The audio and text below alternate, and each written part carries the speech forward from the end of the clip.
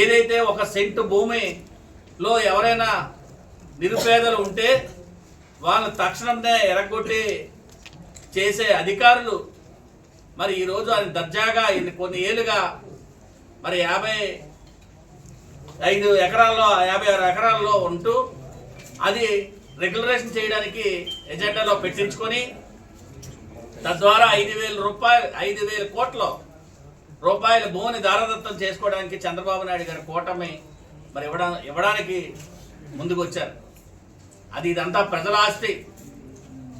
రాష్ట్ర ప్రభుత్వం ఈరోజు మీ కూటమి ప్రభుత్వం ప్రజలు ఓటు వేసి గెలిపించారంటే వేల కోట్ల ఆస్తులు దోచుకోమని కాదు, ప్రజలందరికీ మంచి చేస్తారనే ఉద్దేశంతో మరి కూటమి ప్రభుత్వానికి గెలిపించారు.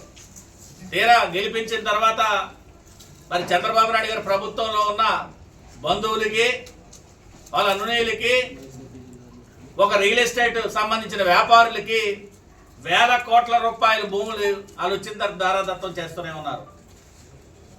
అలాంటిది మా కౌన్సిల్లో మా స్థాయిలో మేము అడ్డుకుందామని చెప్పి విశాఖ ప్రజల ఆస్తులను పరిరక్షించాలనే వైఎస్ఆర్సీపీ పార్టీ మా అధినేత జగన్మోహన్ రెడ్డి గారి పిలుపు మేరకు మరి అలాగే మరి మండలి పక్ష నేత బొత్స సత్యనారాయణ గారి ఆధ్వర్యంలో అలాగే కురసాల కన్నబాబు గారి కోఆర్డినేటర్ ఆధ్వర్యంలో మరి జిల్లా అధ్యక్షులు కేకే రాజు గారి ఆధ్వర్యంలో మరి అందరూ కూడా సమన్వయకర్తలు కానీ మాజీ మంత్రులు అమర్నాథ్ గారు కానీ కార్పొరేటర్లు అందరూ కూడా మేము గత 3-4 రోజులుగా కార్యాచరణ ప్రకటించారు మా బొత్స సత్యనారాయణ గారు. ప్రభుత్వం చేసింది అంత అవసరమే ఉంది. మరి ఇన్ని వేల కోట్ల రూపాయలు భూదోపిడీ ఎందుకు చేస్తున్నారు అని ప్రశ్నించినందుకు మా కార్పొరేటర్లకు కానీ మమ్మల్ని కానీ వాళ్ళ ఇష్టాసారంగా దౌర్జన్యం ఉన్న కాలంలో కానీ ఈ విశాఖపట్నం అభివృద్ధికి ఎంత మేలు చేసామో ప్రజలకు తెలుసు. స్వయాన తెలుగుదేశం మా నాయకులకు కూడా తెలుసు, తెలుగుదేశం ఎమ్మెల్యేలకు తెలుసు. ఈ సంవత్సరం ఏదైతే కోటి పేలాసిని ఎన్నుకున్నారో ఆ రోజు నుంచి అధికారులు నలిగిపోతున్నారు, ప్రజలు నలిగిపోతున్నారు, వ్యవస్థలు పాడైపోయి ఎప్పుడు లేనంత అవినీతి జరుగుతుంది కార్పొరేషన్లో. ఈ అన్నిటికీ మూల కారణం మేయర్ పేలాసీను. ఏదైతే ఎంపీ భర్తకి ఈ దోపిడీని అప్పచెప్పిస్తే నాకు ఏ ఇబ్బంది ఉండదు అన్న ఆలోచనతో మరి పేలా శ్రీనివాసు నిన్న రంగం సిద్ధం చేసుకొని మేయర్గా నాకు ఎలాగా కూర్చోబెట్టారని చెప్పి వీరందరికీ 5,000 కోట్ల దోపిడీకి మనం చేసేద్దామని చెప్పి ఎజెండాలో పెట్టడం జరిగింది. నేను పేలా శ్రీనివాస్ సరిగ్గా అడుగుతున్నాను, నీకు ఇందులో ఎంత ఆలోచన ఉంది? మీ ఎమ్మెల్యేలకు ఎంత ఆలోచన ఉంది? మీ ఎమ్మెల్యేలు కూడా అందరూ కూడా ఇందులో ఎన్ని కోట్ల రూపాయలు తింటున్నారు? ఈ భూమిలో మీకు ఎంత ఆలోచన ఉంది? ప్రతి ఎమ్మెల్యే కూడా నేను అడుగుతున్నాను. ఎందుకు అంటే ఇన్ని వేల కోట్ల రూపాయలు భూమి చేసినప్పుడు అదే మేయర్ బీసీ అంటారు, అంటే ఆ బీసీని అడ్డెట్టుకొని ఇన్ని వేలు దోపిడీని మీరు పెట్టుకుంటారా? అదే బీసీ అని కులం పెట్టుకొని మరి 5,000 కోట్ల రూపాయలు దోపిడీ చేస్తారా? నిజంగా బీసీని పంచండి ఆ భూములన్నీ కూడా మేము ఈరోజు చెప్తున్నాం. ఏదైతే 55 ఎకరాలు ఉందో ఆ బీసీలకి, ఎస్సీలకి, ఎస్టీలకి పంచండి. మా వైఎస్ఆర్సీపీ తరఫున మేము డిమాండ్ చేస్తున్నాం. అంతేగాని బీసీ మేయర్ గురించి బీసీ మేయర్ వచ్చి అడిగారు అన్నది కరెక్ట్ కాదని మరి రాష్ట్ర అధ్యక్షుడు పల్లా శ్రీనివాస్ గారికి కూడా మేము అడుగుతున్నాం. దయచేసి మీరు ఎప్పటికైనా కళ్ళు తెరిచి విశాఖపట్నం ఎమ్మెల్యేగా గెలిచారు, మీరు విశాఖపట్నం ప్రజలకు రుణపడి ఉండాలి తప్ప మీరు అలాగే ఎంపీ భరత్కి తాబేదారుగా ఉండకూడదని, అలాగే ఒక రాజ్యాంగ పదవిలో ఉంటున్న ఎంపీ గారు ఆయన ఎలా రెగ్యులరేషన్ చేసుకుంటాడండి? ఆయన చేయడానికే ఇది లేదు. నిన్న దాదాపుగా మాకు తెలిసి 2014లో మనకి ఏదైతే రాష్ట్ర విభజన జరిగిందో ఆ స్థాయిలో తలపించే విధంగా కూటమి నాయకులు ప్రవర్తించారు. ఓ మీడియాకి కూడా రానివ్వలా, మీడియా స్వేచ్ఛను కూడా హరించారు. మీడియాకి వస్తే వాళ్ళు తప్పు చేస్తారు తెలుసు కాబట్టి మీడియాను కూడా రానివ్వలా. అయితే ఏ రోజు కూడా నాకు తెలిసిన ఈ 40-50 సంవత్సరాల కార్పొరేషన్ చరిత్రలో మీడియాకు రాకనే ఒప్పుకోవడం ఏ మేయర్ కూడా చేయలే, ఏ ప్రభుత్వం చేయలే.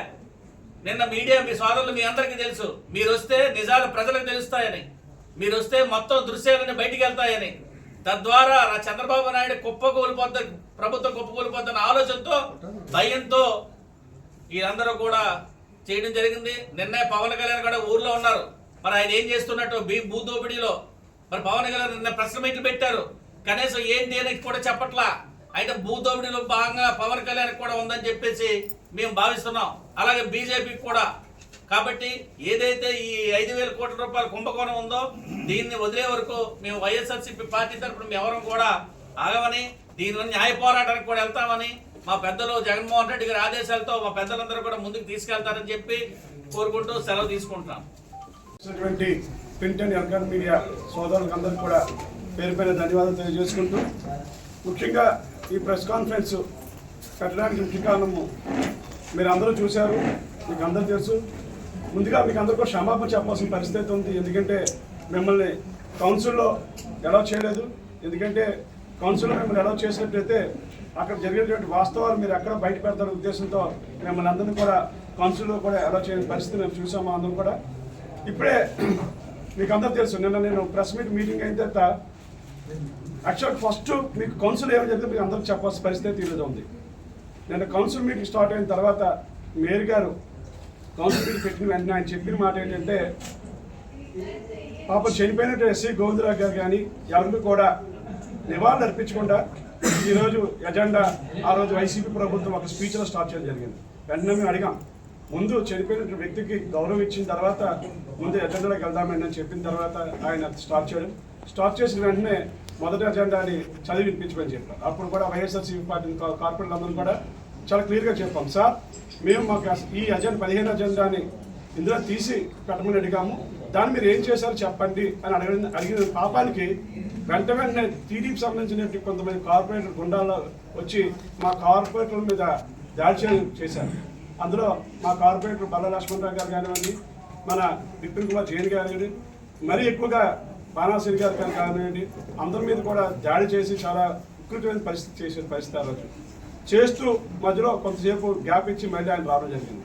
ఇచ్చి వచ్చిన తర్వాత పెట్టుకొని ఆ వలయంలోని ఆయనతో పాటు టీడీపీ కార్పొరేటర్లు కొంతమంది పెట్టుకొని ఆ పోడియం పక్కన ఎప్పుడు లేని విధంగా పోడియం పక్కన ఎజెండా చదవడం స్టార్ట్ చేశారు.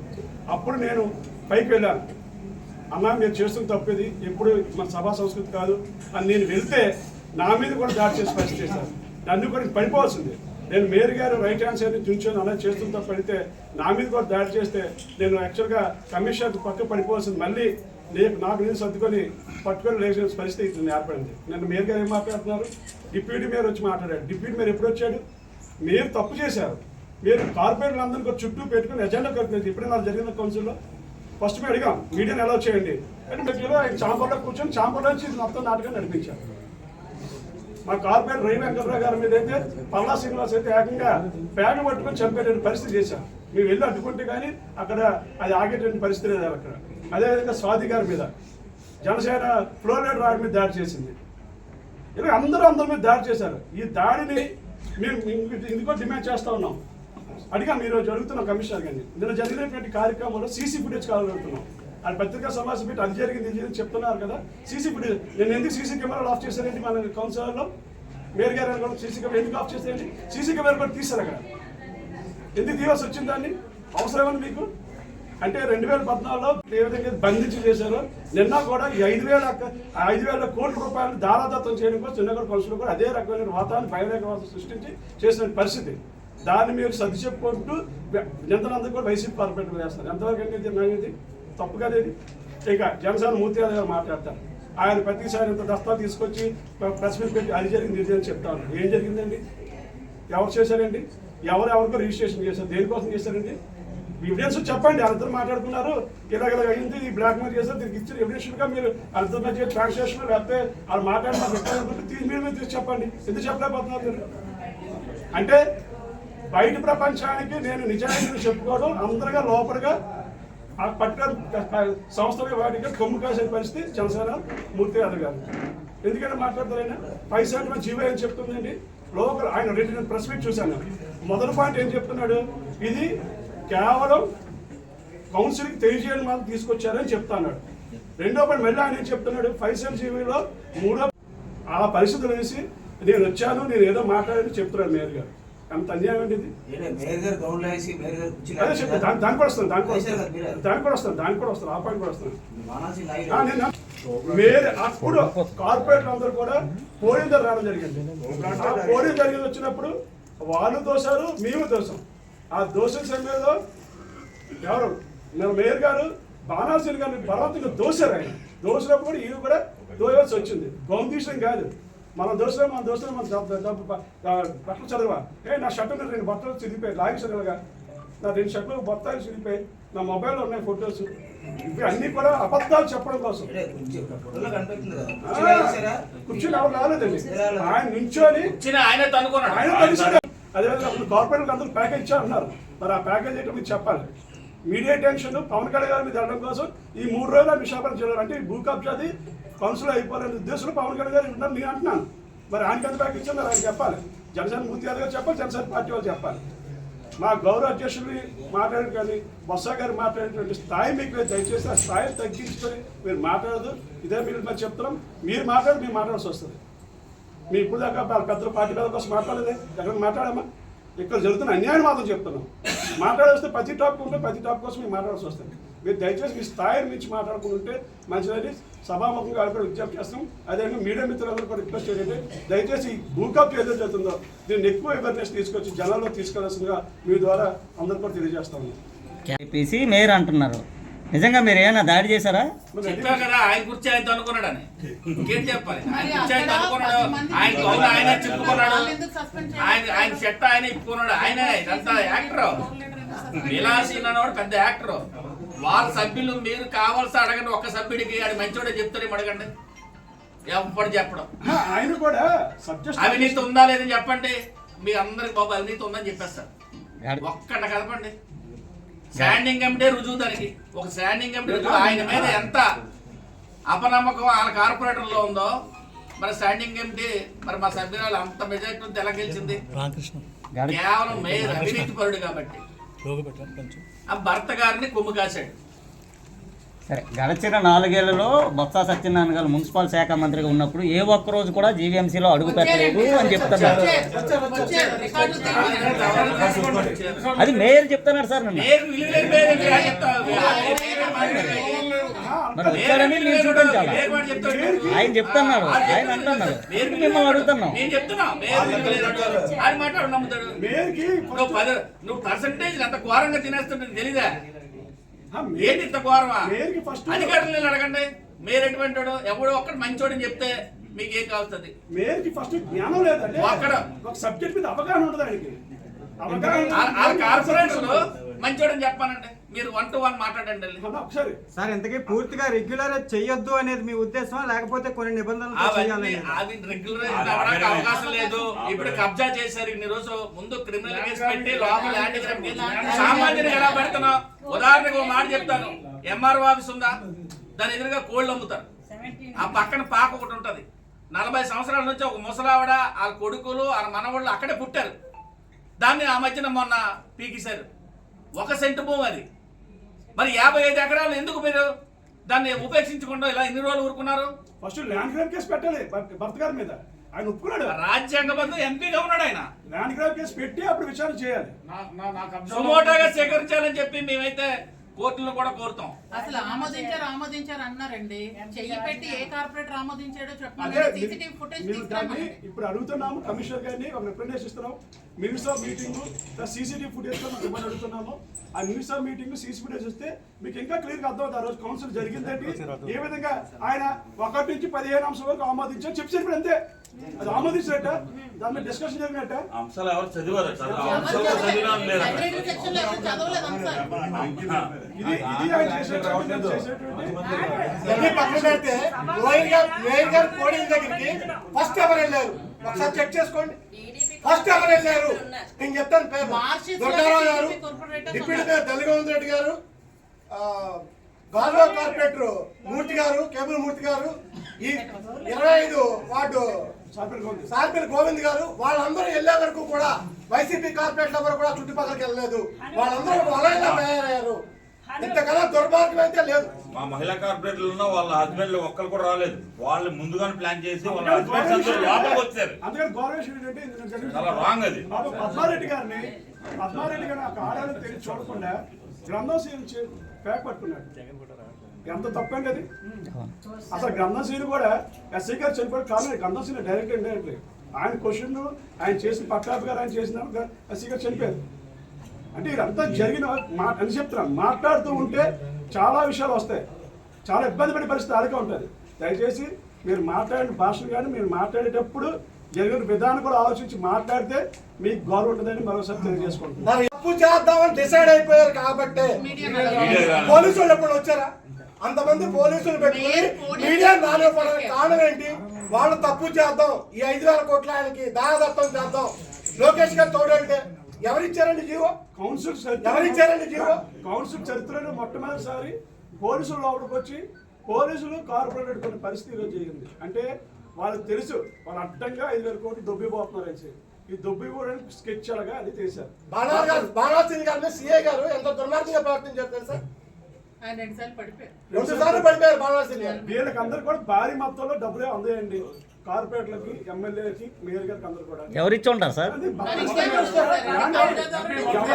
ఎవరైతే లాభం పొందుతారో వాళ్ళు ఇచ్చి ఉంటారు. భూ కబ్జా చేసి వాళ్ళు ఇచ్చి ఉంటారు.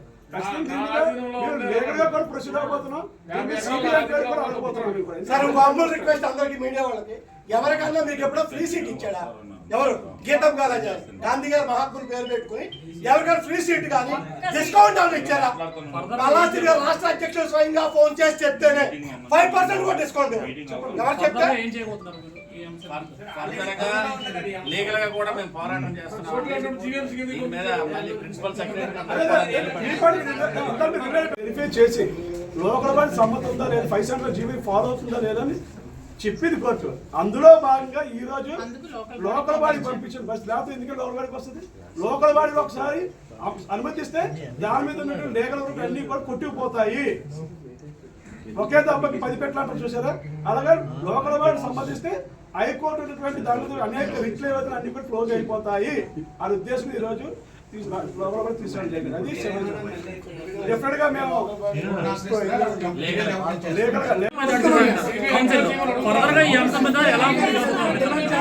మేము ఫర్దర్ గా లీగల్ గా వెళ్తాం. అలాగే సిబిఐ కూడా దీంట్లో మేము కోరుతాం. సిబిఐ చేయాలి. చిన్న స్కామ్ కాదు, ఒక 5,000 స్కామ్ కాబట్టి ఇప్పుడు బీజేపీ వాళ్ళు కూడా ఏం చేస్తారో చూడాలి. వాళ్ళు కూడా అందుకోసం మా పెద్దలు ఆల్రెడీ కార్యాచరణ ప్రకటించారు. ఇంకా ముందుకెళ్తాం. 2-3 రోజుల్లో కూడా మేము సీసీ ఫుటేజ్ కూడా అడుగుతున్నాం. ఎందుకంటే ఇన్ని సంవత్సరాలుగా సీసీ ఫుటేజ్ కౌన్సిల్లో జరిగిందంతా కనబడుతుంది. నిన్నటిది ఏమైంది కూడా రావాలి కదా. ఎందుకంటే పత్రిక సోదరులు లేరు కాబట్టి బయటికి అక్కడ ఏం జరిగిందో తెలియదు. అక్కడ ఎవరు దాచినా సీసీ ఫుటేజ్ వస్తుంది కదా. అసలు కౌన్సిల్ జరిగిందా జరగలేదా? మీరు నడుచుకుంటూ చదివేసుకుని 1 నుంచి 15 అయిపోయింది అంటాడు. అర్థం అవుతుంది అందరికి. కానీ 60 మంది పోలీస్ స్టాఫ్ లోపల రావాల్సినంత పని లేదు అక్కడ. అంటే ఒక కౌన్సిల్ లో నిర్ణయం కానీ ఆ చర్చ కానీ జరుగుతుంది, మినిట్స్ లో పెడతారు కదా. అధికారం మనవతో పెడతారు. నన్ను ఏదో రాసుకుంటే వాళ్ళు బలవంతంగా మరి చెప్పి మీద నుంచి కోటంపురం ముఖ్యమంత్రి గారు కాబట్టి, మరి స్వయాన ముఖ్యమంత్రి కొడుకే కాబట్టి, మరి ఆయన కూడా కొడుకే కదా, ఇంచుమించు భర్త గారు. నిన్న కౌన్సిల్ జరిగింది. దాని మీద సీసీ ఫుటేజ్ కావాలి. ఇంకోటి ఏంటంటే నిన్న జరగలేదు కాబట్టి ఆ మీట్స్ దాని మీద నేను చదవలేని వీడియో కూడా తీసుకొచ్చాను సార్ మొత్తం. అది ఎప్పుడైతే గవర్నమెంట్ ఏమైనా వాళ్ళు చదివిస్తారో సార్ నిన్న జరిగినటువంటి కౌన్సిల్ మీటింగ్ ఏదైతే ఉందో ఆ కౌన్సిల్ మీటింగ్ సంబంధించి మేమేం చెప్తున్నామంటే ఏ సబ్జెక్ట్ కూడా చదవకుండా, ఏ సబ్జెక్ట్ కూడా కౌన్సిల్ సబ్జెక్ట్ వినిపించకుండా, ఏ సబ్జెక్ట్ మీద కూడా దాని వివరణ లేకుండా 1 నుంచి 15 అంశాలు కూడా ఆమోదించి అని చెప్పి క్లియర్గా చెప్పి వెళ్ళిపోవడం జరిగింది. దాని మీద వివరణ కోరుతూ రికమెండేషన్ ఇస్తున్నాము. అదేవిధంగా నిన్న జరిగినటువంటి మా కౌన్సిల్ సభ్యుల మీద జరిగిన దాడులు ఏవైతే ఉన్నాయో అక్కడ ఏదైతే కౌన్సిల్ మీటింగ్లో సీసీ కెమెరాలు కూడా లేవని చెప్తా ఉన్నారు. మాకు సీసీటీవీ ఫుటేజ్ మరియు మినిట్స్ ఆఫ్ మీటింగ్, కౌన్సిల్ తాలూకు మినిట్స్ ఆఫ్ మీటింగ్ కూడా అడుగుతున్నారు. ఎందుకు అనుకుంటున్నారంటే మాకు తెలిసిన ఇన్ఫర్మేషన్ ఉన్నా కావాలి.